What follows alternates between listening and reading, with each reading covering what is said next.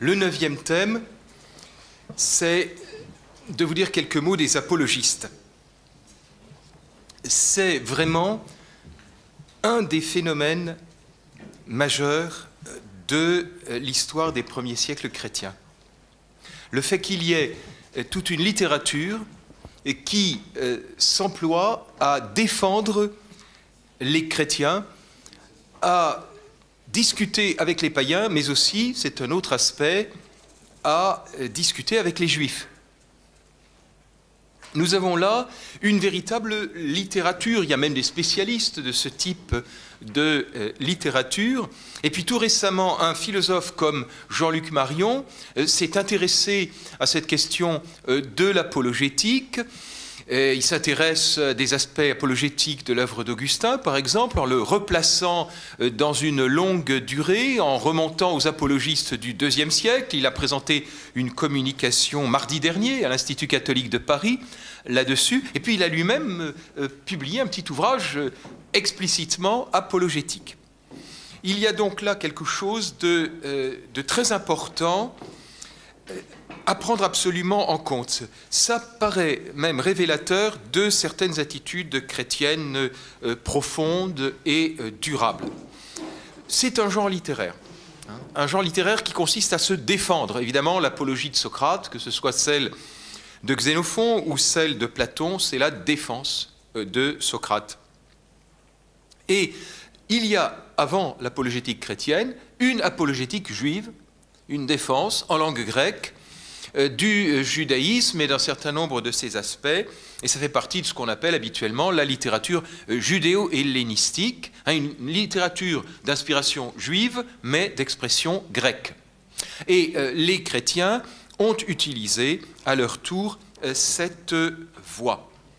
Alors je vous ai proposé 3 textes que je voudrais un petit peu commenter, chacun nous apportant un certain type d'informations. Je vais tout de suite prendre le premier texte qui nous permettra d'entrer franchement dans le sujet. Trajan, ayant exercé le pouvoir pendant 20 ans entiers, moins 6 mois, c'est Eusèbe qui parle, Aelius Hadrien, celui que nous connaissons comme l'empereur Hadrien, reçoit la succession du pouvoir. C'est à ce dernier que Quadratus remit un discours qu'il lui avait adressé. Il avait composé cette apologie en faveur de notre religion parce que certains hommes mauvais s'efforçaient de troubler les nôtres. On trouve encore maintenant ce livre chez beaucoup de nos frères et aussi chez nous, donc à la fin du IIIe siècle, début du IVe. Il est possible d'y voir des preuves éclatantes de l'intelligence de l'auteur et de son exactitude apostolique. Nous avons en fait là plusieurs traits qui sont, je dirais, assez typiques d'une utilisation par les chrétiens des moyens qui leur sont offerts par l'Empire romain. Je veux dire par là que nous devons prendre en compte le fait que l'empereur romain est quelqu'un à qui l'on écrit.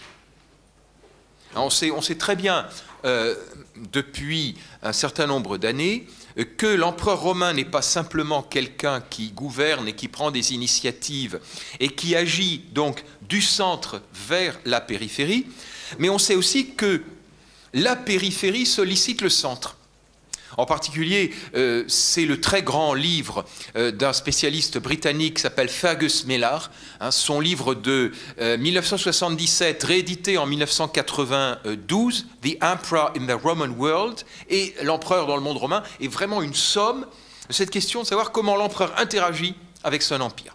Eh bien là, c'est exactement ce que font les chrétiens. C'est-à-dire que ce Quadratus, c'est de toute évidence un intellectuel, c'est certainement un laïc, c'est un intellectuel qui joue ce jeu de remettre un texte à l'empereur. Et il nous est dit qu'il remit le discours qui lui avait été adressé, c'est-à-dire qu'il avait écrit pour Hadrien, et peut-être même le lui a-t-il remis en main propre. Par exemple, à supposer que ce Quadratus soit effectivement un intellectuel athénien, ce texte pourrait avoir été remis à Hadrien. Nous savons qu'Hadrien est allé à Athènes, Hadrien a séjourné en Grèce. Hadrien est un empereur voyageur, est un empereur philosophe, un empereur cultivé. Et donc il est possible que l'apologie lui ait été remise, ou qu'elle ait été remise aux fonctionnaires ou à un membre de l'entourage de l'empereur qui se sera chargé, peut-être ou probablement, de remettre cela à l'empereur Adrien. Autrement dit, aptitude des chrétiens à utiliser les canaux habituels de communication et à penser que l'empereur est quelqu'un à qui on peut parler. Cette démarche auprès de l'empereur est à elle seule une preuve de loyalisme. Vous savez très bien que depuis Romains 13, 1, 7, les auteurs chrétiens de l'Antiquité, dans les 3 premiers siècles, affirment que les chrétiens respectent l'empereur, qu'ils sont dans le sillage de l'épître aux Romains, qu'ils sont loyaux, qu'ils sont de loyaux sujets respectant les lois, payant leurs impôts et ne commettant pas de crimes ou de délits. Le simple fait d'écrire à l'empereur est une marque de respect, au fond. C'est l'idée qu'on lui fait confiance et qu'il peut comprendre, qu'il est là pour comprendre, qu'il pourra comprendre. N'oublions pas que pour un homme de l'Antiquité, le souverain, l'homme qui est au pouvoir, par définition, est bon. Il veut un certain bien de ses sujets. Et c'est ici ce que nous avons. Donc, un élément de participation à la vie de l'Empire romain, ce jeu centre-périphérie, cette communication entre l'empereur et son empire, loyalisme, et puis une autre caractéristique de l'apologétique, enfin, ce qui est sous-entendu, si vous voulez, quand on fait de l'apologétique, ça veut dire que l'on pense que le dialogue rationnel, les arguments, le chemin de la raison peut apporter quelque chose. Je crois qu'il faut faire très attention ici à une caractéristique du christianisme antique, mais ça me paraît même une caractéristique du christianisme en général, c'est de faire confiance à la raison. Il faut l'affirmer avec une certaine force parce que nous sommes habitués en France à toute une culture de la Troisième République qui oppose sans cesse la foi et la raison, ou la religion et la vie rationnelle, la vie intellectuelle. Or, Max Weber, pour le citer encore une fois, était persuadé de la part de rationalité que toutes les religions véhiculent, en particulier la tradition juive et la tradition chrétienne, avec une éthique rationnelle et le refus de la magie, le refus de la pratique magique qui est un défi à la raison. Si on a une éthique, c'est quelque chose de rationnel, on fait du bien ou du mal et on en subit les conséquences. Donc il y a là une idée très importante, le christianisme a partie liée avec la raison, avec le débat, avec la discussion, et c'est une chose tout à fait ancienne. Ça va très bien à la culture gréco-romaine, valorisation de la rhétorique, valorisation de la littérature, valorisation de la parole publique, goût pour les débats. Mais ce goût pour les débats, les chrétiens le partagent pleinement et nous en avons une preuve, vous voyez, dès le règne d'Adrien. Donc Adrien, c'est un règne qui dure de 117 à 138. Vous voyez, on est dans le premier tiers du deuxième siècle de l'ère chrétienne. Un deuxième personnage dans cette série d'apologistes dont nous parle Eusèbe, et vous remarquez, au passage, Eusèbe nous dit qu'on lit encore Quadratus à son époque. Donc il y a une mémoire chrétienne de cette apologétique. Deuxième personnage, deuxième portrait dans cette galerie de portraits, Aristide d'Athènes, texte numéro 2. Aristide, lui aussi, qui était un fidèle de notre religion, a laissé comme Quadratus, en faveur de la foi, une apologie qu'il avait adressée à Adrien. Son ouvrage est également conservé jusqu'à présent chez un très grand nombre de gens. Alors, dans le cas d'Aristide, on a son apologie. On n'a pas celle de Quadratus, mais on a celle d'Aristide. Elle est dans le recueil Premiers écrits chrétiens dont j'ai déjà parlé. On est sous le règne d'Adrien également, et vous voyez, il est dit, lui aussi était un fidèle de notre religion, donc de toute évidence, un chrétien parmi d'autres, un laïc, comme nous dirions aujourd'hui. Donc, des intellectuels laïcs, Aristide certainement un athénien, en tout cas, on le pense aujourd'hui de manière assez majoritaire. C'est toujours la même démarche. C'est toujours cette démarche qui consiste à penser que l'on peut discuter, que l'on peut s'expliquer, peut-être même que l'on doit s'expliquer. Je dirais que là, il y a une tradition chrétienne de débat, de dialogue, d'exposé. Cette démarche chez Aristide, nous l'avons un tout petit peu vu avec des extraits d'Aristide, elle consiste à toujours partir de ce que les gens connaissent déjà, soit le judaïsme, soit leur propre tradition philosophique. C'est-à-dire que, c'est un nouvel aspect de l'apologie, hein, l'apologie consiste à s'appuyer sur ce que les gens savent déjà pour les conduire à ce qu'on veut leur expliquer. C'est-à-dire une démarche extrêmement simple qui part du connu pour aller vers ce que les gens connaissent moins bien ou ne connaissent pas du tout. C'est exactement la démarche de Paul. Soit Paul s'adresse à des juifs et dans ce cas-là, il utilise des textes prophétiques, il fait une démarche de commentaire de certaines péricopes de l'Ancien Testament, soit Paul s'adresse à des païens, et le modèle de cela, évidemment, c'est le discours de Paul sur l'aréopage ou à l'aréopage dans les Actes des Apôtres, où Paul cite des philosophes, cite des auteurs païens. Alors là, on est toujours dans le cadre, je dirais, de la préparation évangélique, de penser que Dieu a inspiré déjà un certain nombre de vérités aux païens, en même temps qu'il inspirait les prophètes d'Israël. Et que donc les païens ne sont pas absolument dépourvus d'intérêt, ils ont un certain nombre d'éléments qui peuvent les aider, et il faut réveiller ces éléments de connaissance et en faire quelque chose. Donc ça consiste toujours à partir de ce que l'autre n'est pas dans une situation de marasme, d'absence totale de vérité, mais qu'au contraire, il sait déjà des choses, et il faut l'aider à aller plus loin. Et puis, en ce même deuxième siècle, qui est vraiment le grand siècle des apologistes chrétiens, hein, c'est vraiment le genre littéraire qui naît à ce moment-là, deuxième siècle, et qui produit des ouvrages qui seront conservés pendant toute l'histoire du christianisme, éventuellement qui disparaîtront à certains moments et qui seront redécouverts. Nous avons Justin. Alors, Justin nous est beaucoup mieux connu que Quadratus et qu'Aristide. C'est un personnage très intéressant, c'est un Samaritain. Il est de Néapolis, il est de Naplouse, d'où cette appellation qu'on lui donne volontiers actuellement de Justin de Naplouse, alors qu'on a souvent dit dans les années passées Justin de Rome, puisqu'il a été philosophe à Rome, étant originaire de Samarie, étant originaire de Flavia Néapolis en Samarie. C'est un philosophe, et c'est un philosophe avec une caractéristique à laquelle j'ai déjà fait allusion, je crois, hier, le philosophe itinérant qui va à la recherche de la vérité, qui, dans son parcours, rencontre des maîtres différents et essaie de voir ce que chacun de ces maîtres peut lui apporter. Hein. Ces parcours intellectuels sont souvent des parcours géographiques. Donc, il faut bien imaginer ce type de personnage qui est un chercheur de vérité, au fond. Un chercheur de vérité qui va de lieu en lieu rencontrer des maîtres et se rendre compte de ce que ces maîtres peuvent lui dire.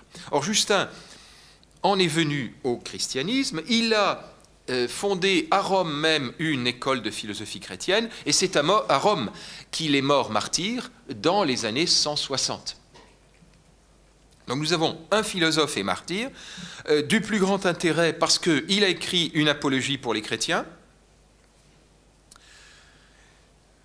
sur les circonstances précises de laquelle on peut discuter, et puis il est aussi l'auteur, c'est une autre forme d'apologétique, d'un dialogue avec le juif Tryphon, d'un véritable dialogue judéo-chrétien, un ouvrage dans lequel Justin dialogue, alors réellement ou fictivement, avec un maître juif, sur ce que c'est que le christianisme. Alors évidemment, beaucoup de controverses sur l'interprétation de l'Ancien Testament. Alors, quelques mots, avant que je revienne à l'attitude vis-à-vis des païens, qui est le principal ici pour moi, mais juste un mot sur l'attitude de Justin à l'égard des Juifs. On a, avec le dialogue avec Tryphon, là encore, c'est dans les premiers écrits chrétiens, on a tous ces textes de Justin, y compris un texte sur la résurrection qui pourrait être de lui. Le dialogue avec Tryphon est un texte du plus grand intérêt pour montrer comment juifs et chrétiens peuvent argumenter autour de la personne de Jésus, sur le caractère de la loi de Moïse, sur l'accomplissement des prophéties. On y voit la culture biblique de Justin, on y voit les arguments juifs contre le christianisme à cette époque-là, et on y voit aussi, et ça c'est capital, la capacité à dialoguer. Justin et le maître juif Tryphon, qui est en face de lui, se quittent alors que chacun garde ses positions. Nous ne sommes pas dans un de ces dialogues qui seront produits plus tard, où le personnage qui parle au nom du judaïsme finit par être écrasé et puis par reconnaître qu'il a tort. Là, au contraire, chacun reste sur sa position. Et si vous lisez ne serait-ce que la dernière page du dialogue avec le juif Tryphon, vous voyez une position de respect fraternel. Ils reconnaissent tous, Tryphon et ses compagnons de leur côté, Justin de son côté, qu'ils ont passé un très très bon moment à discuter et qu'ils ont très envie de recommencer un jour, de poursuivre le dialogue. Ça les a beaucoup intéressés, ils y ont pris du plaisir. Et puis, ils se quittent en priant les uns pour les autres. Donc il faut faire très très attention, parce que quelquefois on raconte n'importe quoi sur ce dialogue de Justin. Ça m'a une fois été présenté comme un texte anti-juif ou voire antisémite. Donc c'est un modèle, deuxième siècle de notre ère, un modèle de dialogue judéo-chrétien. Dans le respect et avec intelligence. Donc là, nous avons un monument de littérature chrétienne qui est à connaître. Mais peut-être que nous ne connaissons pas assez notre patrimoine et ça permet aussi à n'importe qui de dire n'importe quoi dessus. Et puis, il y a la défense face aux païens. Alors, la défense face aux païens, j'en prends un tout petit extrait qui me paraît un peu emblématique et je voudrais que cet extrait nous aide à nous rendre compte de la manière de travailler d'un apologiste comme Justin. Texte numéro 3. Tribus et impôts. Nous nous efforçons partout de les payer avant tout le monde à ceux que vous, ce sont les empereurs, chargés de les collecter, comme il, c'est-à-dire le Christ, nous en a instruit. Car en ce temps-là, certains vinrent lui demander s'il fallait payer le tribut à César.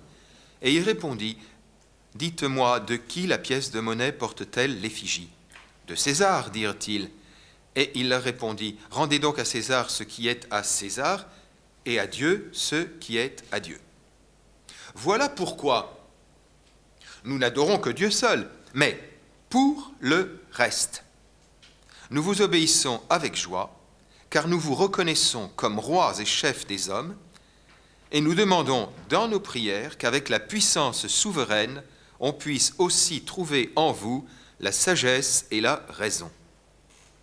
Mais si, en dépit de nos prières et malgré notre exposé au grand jour, vous n'avez pour nous que mépris, nous n'en éprouverons aucun dommage, car nous croyons, ou plutôt, nous sommes fermement convaincus que, selon la valeur de ses œuvres, chacun subira le châtiment dans un feu éternel et que, à proportion des pouvoirs qu'il aura reçus de Dieu, il devra rendre compte, comme le Christ nous l'a indiqué, en disant « Celui à qui Dieu aura donné davantage, il lui sera aussi demandé davantage. » Je crois que ce texte est assez typique de la démarche apologétique du IIe siècle. Protestation de loyalisme à travers la réalité fiscale. Alors ça nous paraît très très prosaïque, d'autant que même dans pas mal de milieux catholiques, c'est pas mauvais de dire du mal des impôts, de considérer qu'il y a quand même la famille qui passe avant l'État et ses impôts, etc. Toute une mentalité très familiocentrique qui peut jouer aussi, aux dépens éventuellement de l'unité plus vaste que constitue la nation. Et là, comme dans Romains 13, il est question des impôts. Vous payez des impôts, dit Paul. Donc là, on est exactement dans cette logique. Et cette logique est appuyée en l'occurrence sur un passage de l'Évangile. Alors là encore, autre trait de l'apologétique, savoir parler de la Bible. Et savoir parler de la Bible comme quelque chose que les païens peuvent très bien se procurer. Les Écritures chrétiennes ne sont pas secrètes. Les Écritures chrétiennes, les païens peuvent les vérifier. Ça aussi, c'est assez intéressant, le fait que les Écritures circulent.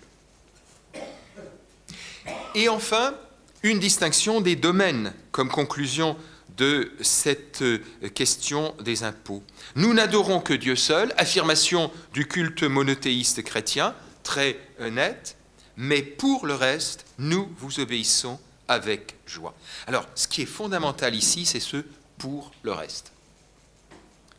Parce que s'il y a un reste, c'est qu'il y a d'abord autre chose, et donc il y a deux domaines. On est exactement dans le sillon ou dans le sillage de « rendez à César ce qui est à César et à Dieu ce qui est à Dieu ». Il y a les affaires de Dieu et puis il y a les affaires de César. Pour le reste, nous vous obéissons avec joie. Et il y a ce « avec joie » qui renvoie à une attitude déjà paulinienne, en fait, car dans Romains 13, vous avez l'idée que les chrétiens doivent obéir au pouvoir, non point parce qu'ils auront peur de la répression, mais par conscience. La suneidesis, dont parle plusieurs fois Paul, la conscience. Donc le chrétien est libre de reconnaître que le pouvoir a une légitimité et que, donc, on lui obéit en sachant ce que l'on fait et non point par la peur de la répression policière ou de toute forme de coercition étatique.